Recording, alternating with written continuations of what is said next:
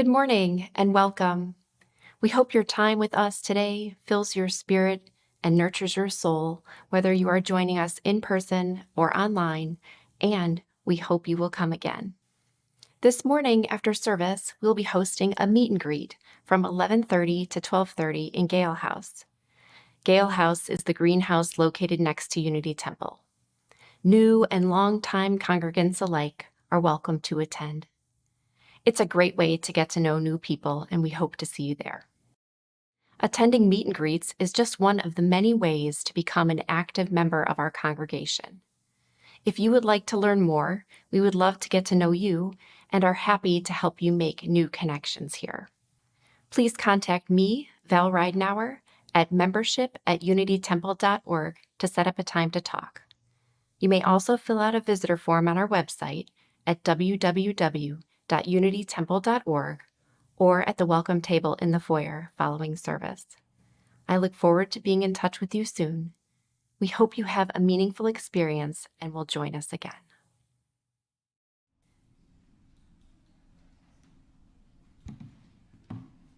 Good morning. It's great to see familiar and new faces today. If we haven't met, my name is Matt Bruce. I use the pronouns he, him, and I serve on your board of trustees. I have two things I'd like to share with you today. First, everyone is welcome to join us for some coffee, cookies, and fellowship immediately following the service in Unity House. And if you'd like to join us for an activity during the week, those are listed in the program and in our e-beacon, which is our weekly email newsletter sent on Fridays. Second, on behalf of the board, I would like to thank everyone who participated in the congregational meeting last week, and also everyone who has emailed us with your thoughts, your supports, and your concerns. What we hear most is your deep love for this congregation. Your constructive feedback and your willingness to help, whether about the budget or about our democratic process, is most welcome, and it helps us do better as a board. So thank you. We are so glad that you are with us today. We hope you find the service inspiring and meaningful. I invite you now to greet one another, both online and here in the sanctuary.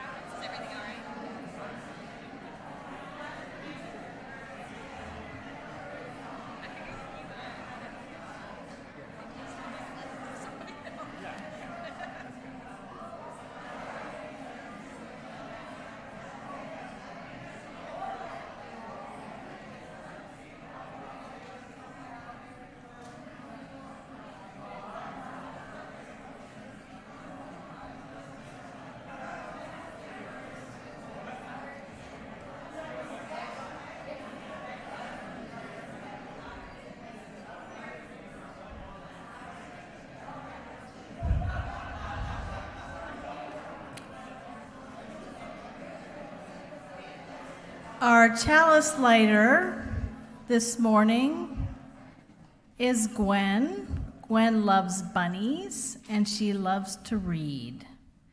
I invite you to join with me in the words of our chalice lighting. We are Unitarian Universalists. This is the church of the open mind, the loving hearts, and the helping hands. We take care of the planet Earth and each other.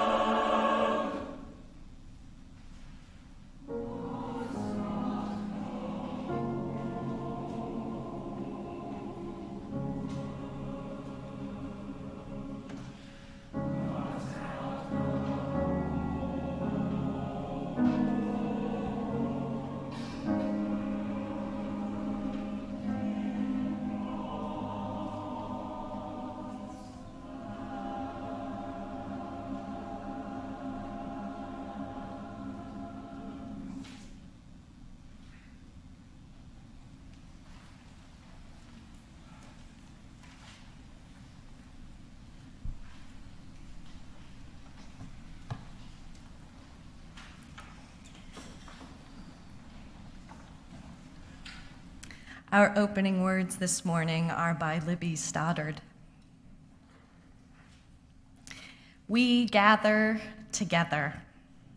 Familiar words to many of us. We, called here not by name, not by special invitation, but we who are here, who, walking by the door, come in, who come anonymously, burdened and borne by our visions, yearnings, despairs, and solitudes. Gather, called not here by law, not by outer compulsion, but by inward necessity we come, alone or with others, casual yet intent, drawing in, drawing toward, drawing near. Together. This is the hardest, the most difficult thing, for within and without this building and this room, we irk, frustrate, and anger each other, at least as often.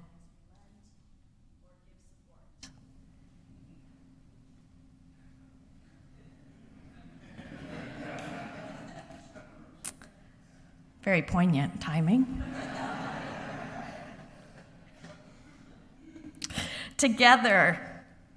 Together is a place, together is a way, together is a focus, an acknowledgement that we who gather are seekers and are equal in our seeking. We gather together. Whoever you are, wherever you are on your life's journey, and wherever you are in the world, you are welcome here. Come, let us worship together.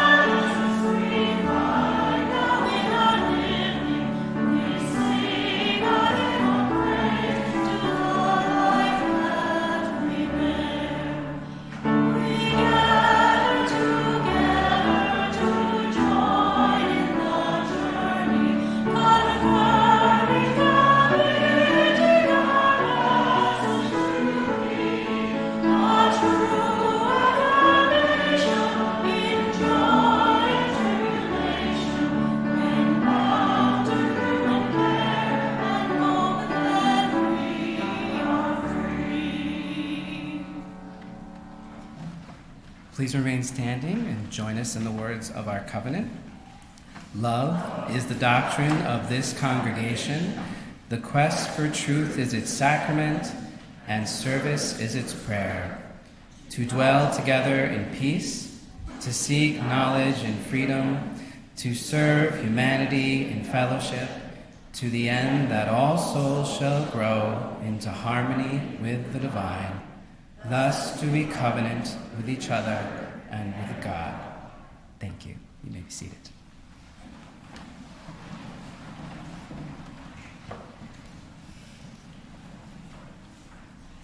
Good morning. My name is Emma Farrell. My pronouns are she or they. I'm a member of your spiritual care team. You can recognize us by these sparkly teal hearts on our name tags. If you'd like to have a listening ear, if you're feeling a little bit alone, if you're going through something, if you just want to have company for a little while, please contact someone on the spiritual care team. We are here to companion with you and to listen.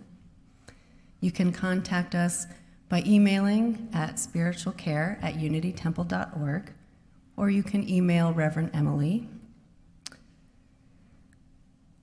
The spiritual care team is starting a series of monthly workshops at the end of this month on May 28th, right after church service.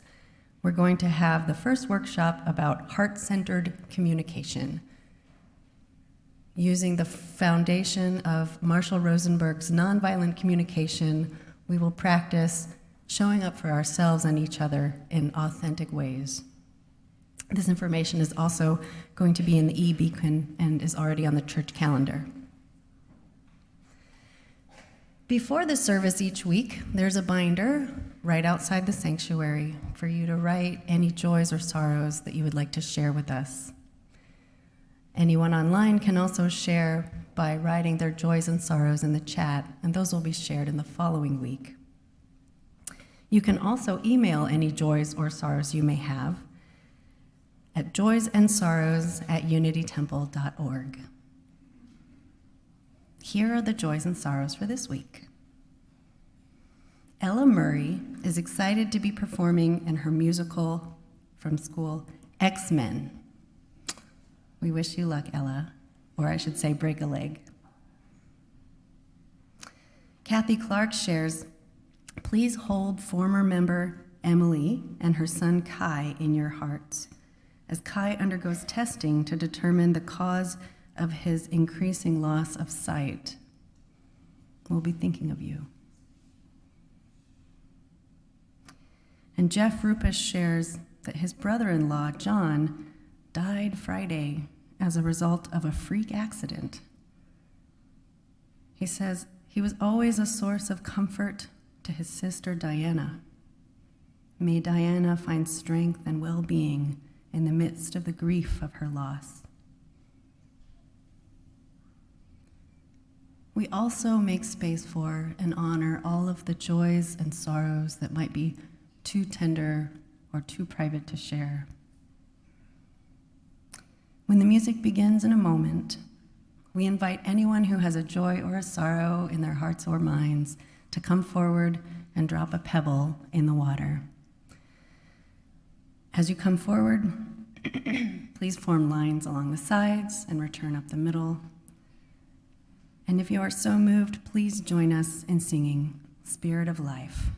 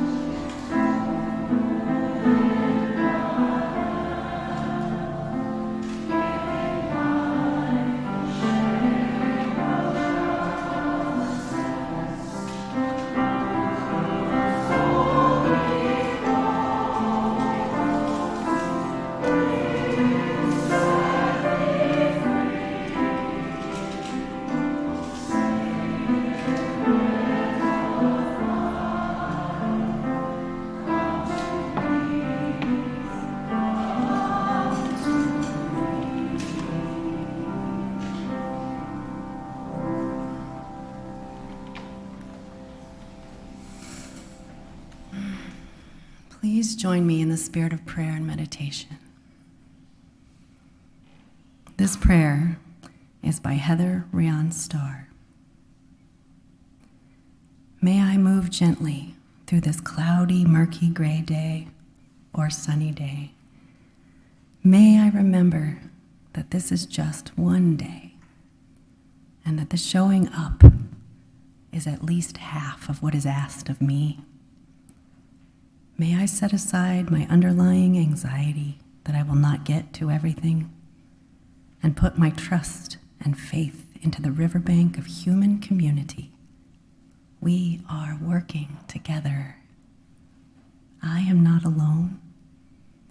There is a love holding me that is unconcerned with my day-to-day do list and more concerned with my spirit's survival. Even its thriving in this beautiful, challenging world. May we all remember that Rome wasn't built in a day, that our efforts are part of an ongoing stream of efforts, of lives being lived beside one another, shoring up this world. May what little I do today be for the greater good. May I be gentle with others today, as I long for others to be gentle with me. And may it be so.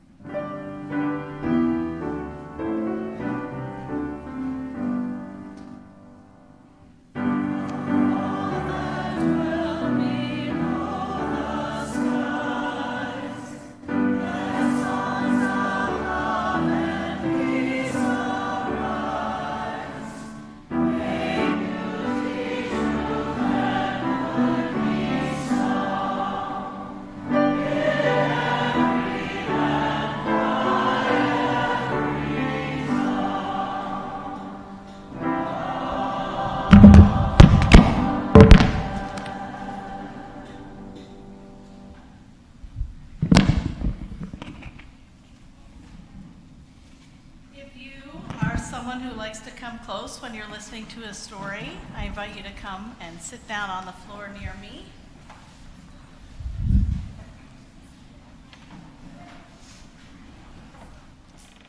You can come closer if you want. This book is called I Can Do Hard Things by Gabi Garcia.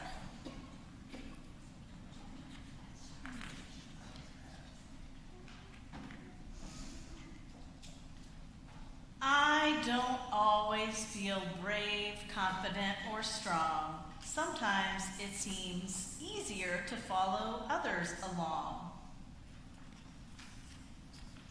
I get so many messages about how I should be. Pulled in different directions, I feel wobbly.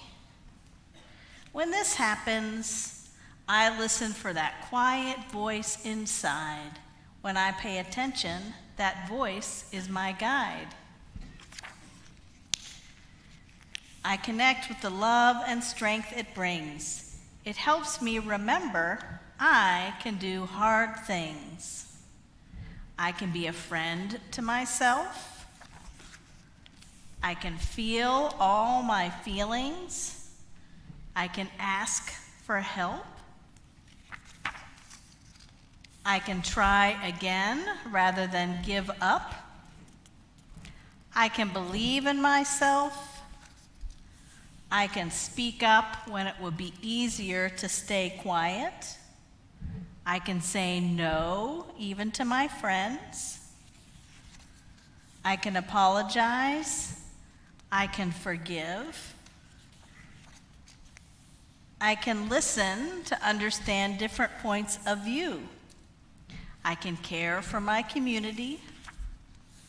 I can choose kindness. I can practice peace.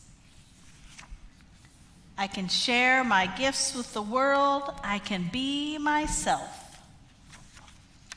Hard things can be about what we think, feel, say, or do. What's hard for me may not be hard for you.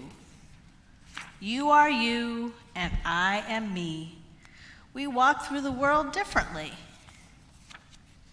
Trusting my voice helps me find my way. I grow braver and stronger every day.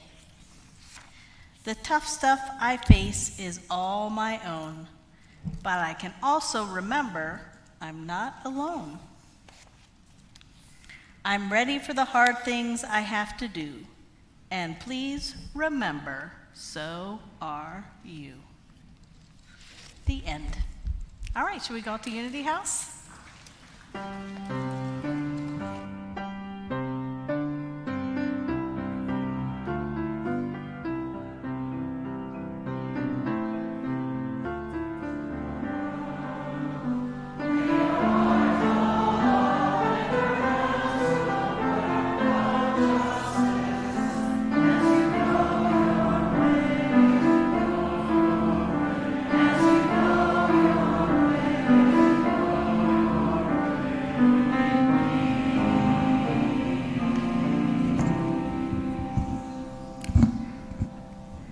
May is Asian Pacific American Heritage Month, and I want to share with all of you a story about how hard things once were for Asian Americans, how far we have come, and what gives me hope for the future.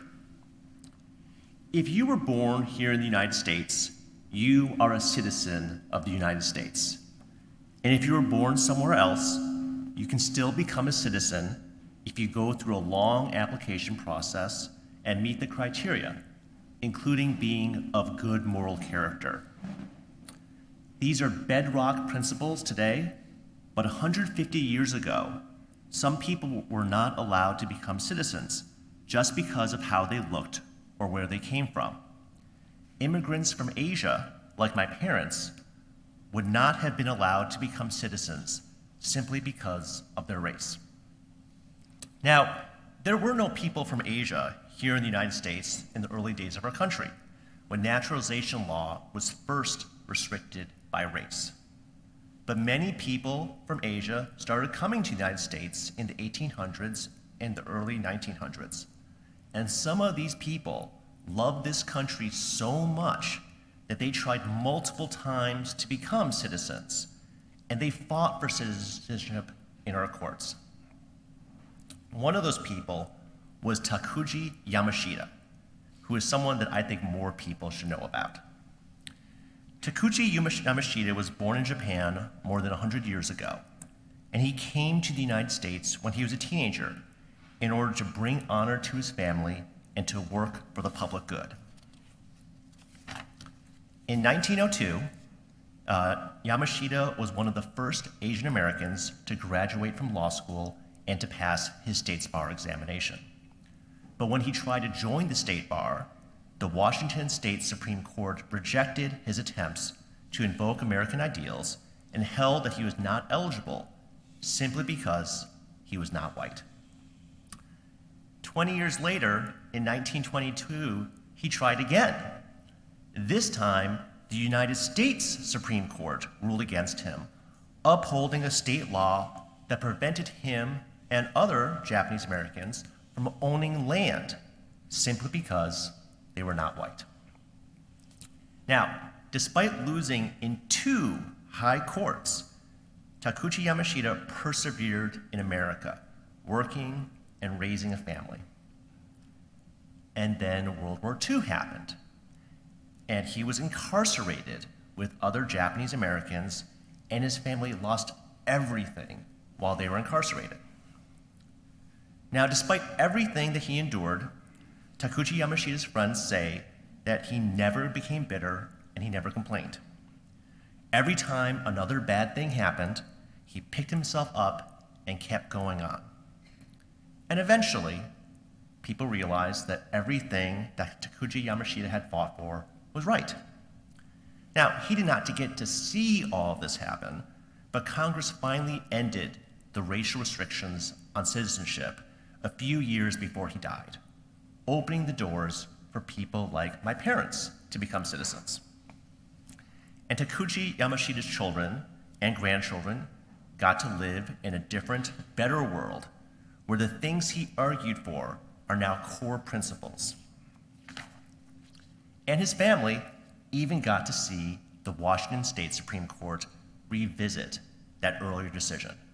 In 2001, that court heard a new petition to admit Takuchi Yamashita posthumously to the bar, and this time it was granted. We have come a long way in 100 years, thanks to the hard work and dedication of people like Takuchi Yamashita. And that helps me imagine how much better things might be in the future, thanks to the hard work and dedication of people now. Thank you.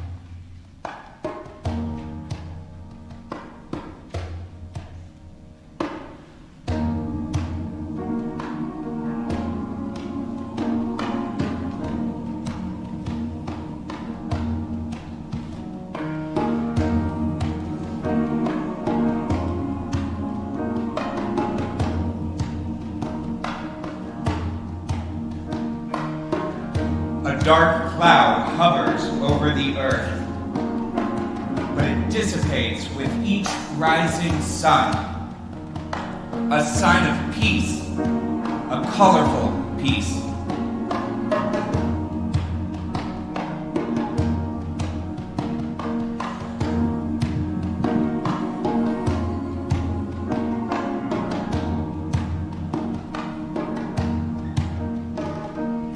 Peace, a model of love. Love among people. People of peace. Peace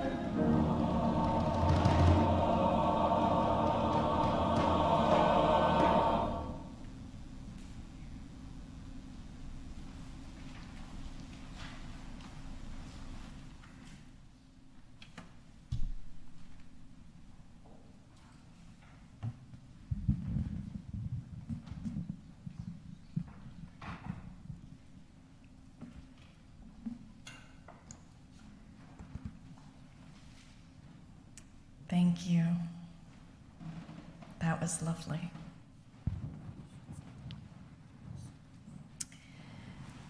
And I love the translation for the words that the choir just sang. Let us open our hearts and let us fear nothing through love. Let us open our hearts and let us fear nothing through love. And it makes me think about how painful it can be to keep opening our hearts when things don't turn out the way we want them to. How difficult it can be to feel our feelings, to keep working for what we believe in, to keep on the path we believe is best for us, for our families, for our communities. When Stephen came to me with the story of Takuji Yamashita, he shared that he had been inspired by Yamashita's hope and conviction. I knew it fit right into the theme of today's service. As you just heard, Yamashita represented himself before the Washington Supreme Court in fighting to become a lawyer, and he lost. 20 years later, he went to the United States Supreme Court to become a citizen, and he lost. And in the end, he and his family were incarcerated during World War II and lost everything. It's not a story with a happy ending during Yamashita's lifetime. And it is a testament to our ability as human beings to do hard things, to do difficult things. I can do hard things, we heard in our message for all ages. We don't always feel brave, confident, or strong. We can feel our feelings. We can ask for help. We can choose kindness. Hard things, we heard, can be about what we think, feel, say, or do. And what's hard for me may not be hard for you. I invite you to think of a time in your life when you did something difficult, when you did something hard. You may not have been successful. Things may not have turned out the way you wanted them to. How did you overcome the hardness? How did you overcome your fear if you felt fear, your dread if you felt dread, your discomfort? Hard things are almost always uncomfortable. Did you feel it in your gut? Maybe your heart was fluttering really fast.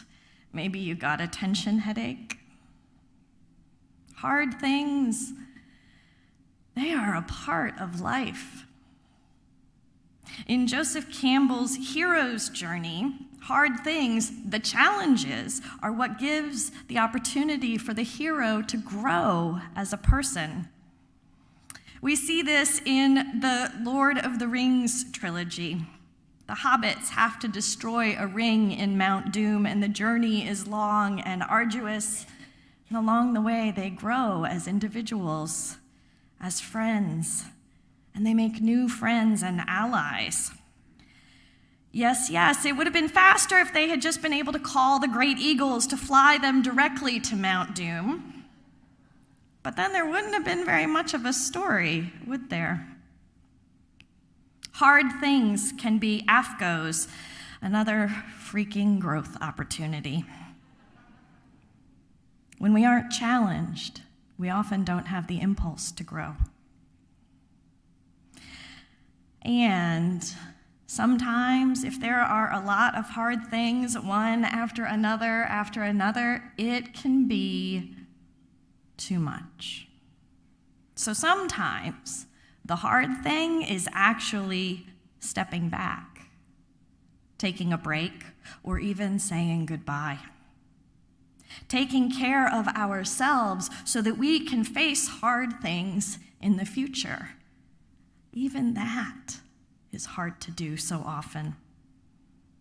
Sometimes the hard thing is letting go of how we want things to be, maybe how we have even worked for things to be, and accepting them the way they are. Glennon Doyle is a popular American author. She's also the host of a podcast called We Can Do Hard Things, and she knows whereof she speaks. 10 years ago, she was married to a man and what's known as a Christian mommy blogger. Her blog, Momastery, offered readers an intimate, unguarded look at her life as a progressive Christian woman raising 3 children. I found my thing, she wrote, openness. I decided that that's what God wanted me to do. I was going to make people feel better about their insides by showing them mine. And when it looked like she had everything, family, success, she got divorced, which was something not very common in her world. And then, to top it all off, she then fell in love with a woman, something that shocked her audience. And she wrote about all of it. In March of 2020, she released her memoir called Untamed. The timing was amazing. We had all just gone on lockdown, and everyone I know was reading it. She writes, "Life is freaking hard. We are all doing hard things every day. We love and lose. We forge and end friendships, battle addiction, illness and loneliness, care for our children and parents, struggle in our job, our marriages, our divorces.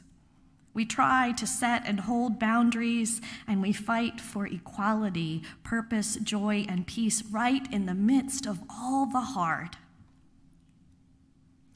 Doyle says the only thing that has ever made life easier is to talk honestly about the hard things, to laugh and cry and help each other carry the hard so that we can live a little bit lighter, braver, freer, less alone.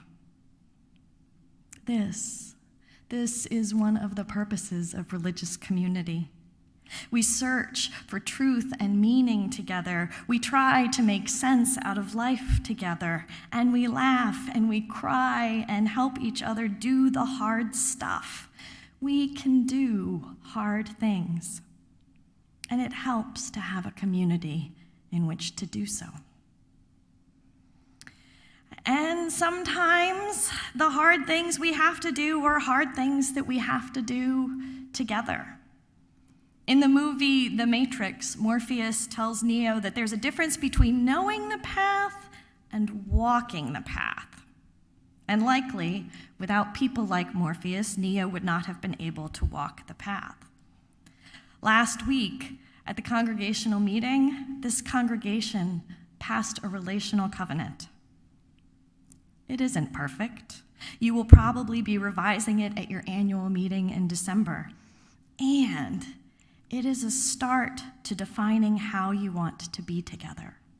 Not as something to be weaponized, but to help create the container for the community by creating clear boundaries. Creating and abiding by boundaries can be hard. At the same meeting, you had a frank and transparent discussion about the finances of this congregation.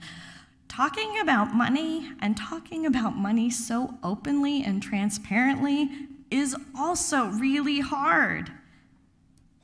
And knowing that you are losing beloved staff, people, that is hard too. You are walking the path together. And it's pretty hard. I can't help but think about a little bit of advice I learned when my kids were teenagers, and I wish I had learned much earlier.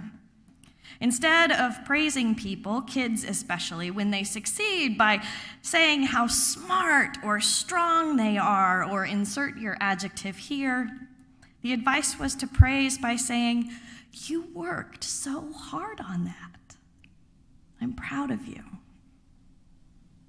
The The beauty of this wisdom is that they don't have to have won or succeeded in order to give it.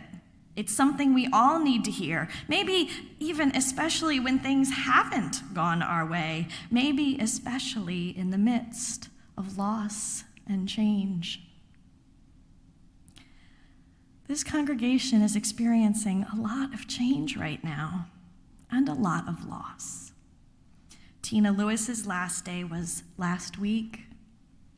You received news this week that Reverend Colleen will also be completing her time with you. And my last day with you will be on June 11th, which is right around the corner. This is a lot of change. And on top of a lot of other changes you have gone through in the last 2 years. In August, you will welcome a new developmental minister. That's more change, and that's hard too. You are doing so many hard things right now. Last week, Madonna's service was about doorways and transitions. She observed that sometimes we have a choice of which door to go through, and sometimes we do not. She reminded us that some doors demand a high price for the transformation they are requiring. Madonna talked about the fear of walking through the door at a school dance, fearing isolation. But she chose to walk through the doors. She knew she could do hard things, and that sometimes crossing a threshold that is challenging has the ability to expand our horizons. When there is so much to be anxious about swirling around us in our personal lives, in this congregation, in our community, in the world, it can be difficult to allow ourselves to be vulnerable, empathetic, and generous. It can be difficult to allow that of ourselves. It can be difficult to allow ourselves to feel that towards others. It takes hard work not to hunker down and just protect what we have. Doing hard things is really hard. So, what helps us to do the hard things? Reflect back again on that time you did something hard. What helped you to do it? What enabled you to get through it? What enabled you to do the hard thing, maybe not even knowing if it would work out the way you wanted it to or not? For Yamashita, it was his love of this country that repeatedly hurt and even betrayed him. For Glennon Doyle, it is her conviction that sharing the hard things with each other makes them a little less hard. For Madonna, walking through the doors to that dance, it was faith that there was community on the other side, that she would find some friends if she walked through those doors. What was it that enabled you to do something hard? Maybe it was hope in the possible result. Or maybe what helped you do the hard thing was faith that the outcome would be worth the difficulty. Or maybe even fear. Fear that if you didn't do it, something worse might happen. But if we dig a little bit deeper into fear, what we find underneath that is usually love. I suspect that for many of us, what helps us to do hard things is love. Love for ourselves and who we want to be. Love for our family, our friends, our church, our community. Love of our neighbor. Love that comes to life and that can conquer the barriers that stands between us. Hard things, they're hard. And with love, with hope, with faith, with conviction, you can do hard things individually and collectively. You can feel all your feelings. You can ask for help. You can choose kindness for others and kindness for yourself. And you can do hard things together even when you irk, frustrate, and anger each other, even in the face of overwhelming odds, even if the result doesn't come out the way you want it to, or even feel like a success at a time. Hang in there. You got this. You are working so hard. I'm proud of you.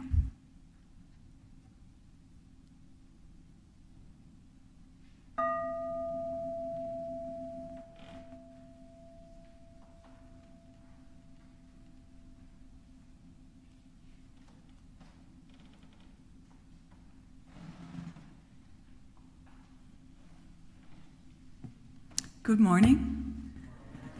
My name is Rosa Abreu. I'm a member of UT's BIPOC group. Today's offering will go to support DRUM, which is an acronym standing for Diverse and Revolutionary Unitarian Universalist Multicultural Ministries. That's a mouthful. It is the oldest and largest UU People of Color ministry and anti-racist community organization based here in North America, but has members from around the world. It is comprised and supported by DRUM members, individuals who self-identify as people of color, and affirm our Unitarian Universalist mission and values. DRUM traces its lineage to Black and African American UU communities, the Latino-Latina UU Networking Association, and ministers, young adults, and youth of color who organize to resist racism, nurture our faith formation, and build the beloved community. DRUM has a growing membership from every district and region and includes members of UT's BIPOC group. It is led by a dedicated team of volunteers and several part-time staff who lead efforts towards UUA and all congregations becoming more inclusive. Just in March of this year, Unity Temple hosted a DRUM regional meeting led by Minister Joseph Santos Lyons, who's based in the Philippines. The meeting created a space for UU BIPOC members to connect with one another from around the Chicago metro area, Rockford, and even St. Louis. I, for one, rejoiced at seeing and hearing the rich diversity gathered in one place, all sharing our common faith tradition. The meeting was healing, empowering, and engendered hope that we might yet create beloved community.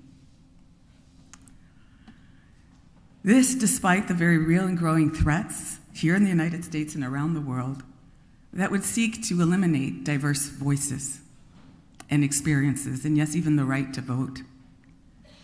DRUM relies on grassroots financial contributions to support its ministry in the world. It is affiliated with the UUA and operates as a 501c3. Accordingly, all your contributions will be tax deductible. Any donation amount is greatly appreciated and will allow DRUM to continue to positively transform the lives of BIPOC UUs and their families, support community building, and cultivate faith formation, all of which, from my perspective, strengthen the organization's efforts to develop new leaders in our faith tradition and in the wider world. You can donate to DRUM by going to the organization's website, drum.org. I believe there's a URL code you can point your cameras to and capture that same information, or by placing cash or check in the donation baskets that have apparently all been circulated. So thank you for listening and for considering DRUM in your donation.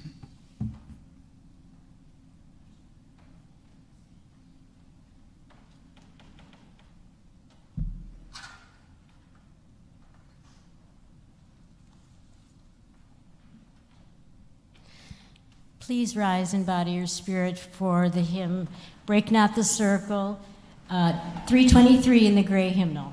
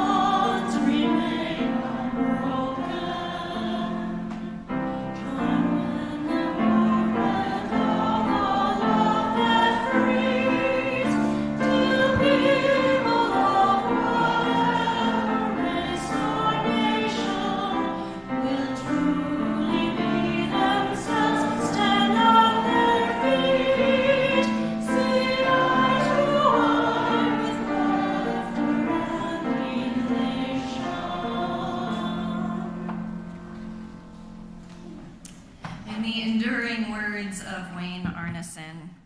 Take courage, friends. The way is often hard, the path is never clear, and the stakes are very high. Take courage, for deep down there is another truth. You are not alone. And now please join me in the words of our chalice extinguishing. Carry the flame of peace and love until we meet.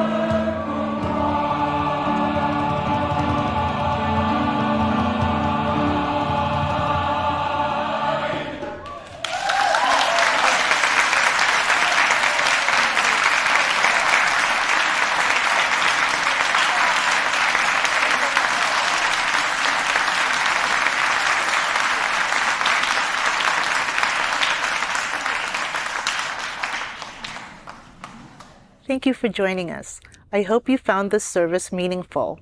My name is Cecile Harris, and my pronouns are she, her. After the pandemic and racial unrest in 2020, I sought a place where I could grow spiritually while serving the community. I found it at Unity Temple. From the start, I received the warmest of welcomes. I learned and continue to learn about the many meaningful ways to be socially active and to find spiritual guidance with other like-minded people. I've attended the women's retreats, gone to sacred wanderings, began to practice meditation, and met kind, wonderful people. I'm also a member of the BIPOC group, a safe and brave space for congregants and friends who are people of color. I joined the hospitality team because I felt I needed the socialization. And when I'm here on Sunday mornings, I feel as though I receive much more than I give. My heart is always full after Sunday services. I feel I belong, and I am so grateful. Our worship services and all the other wonderful things we accomplish are made possible by contributions of members and friends of this Unity Temple congregation. I ask you to join us in financially supporting our work. You may donate by using the QR code on your screen or by mailing a check to Unity Temple UU Congregation, 875 Lake Street,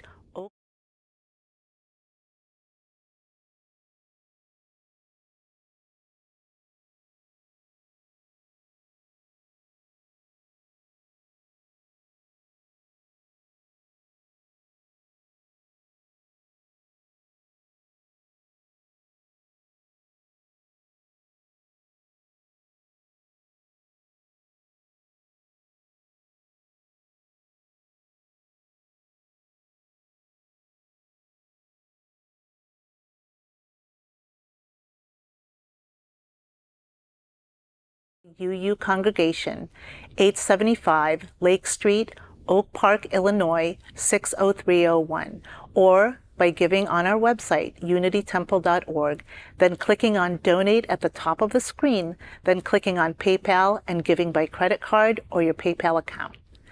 I'm asking you to support all the wonderful work we do at Unity Temple, welcoming all, inspiring compassion, nurturing wonder, and serving community. Many of our activities are available online for you.